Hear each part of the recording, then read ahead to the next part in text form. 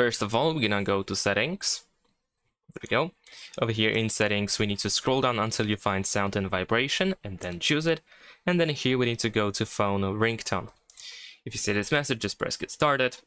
Now we can switch from generative to classic, and then we can go to default ringtone in order to choose my sounds.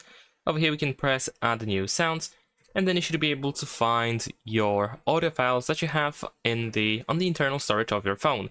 In case you don't see anything over here, you can tap on these three lines in the top left corner in order to either choose audio, downloads, or you can just go to the whole internal storage in order to try to find your audio file in folders. I'm gonna choose audio in my case because I know that I have it somewhere over here. There we go. So I can tap on my audio file in order to add it to the list, and then of course I need to also select it on this list.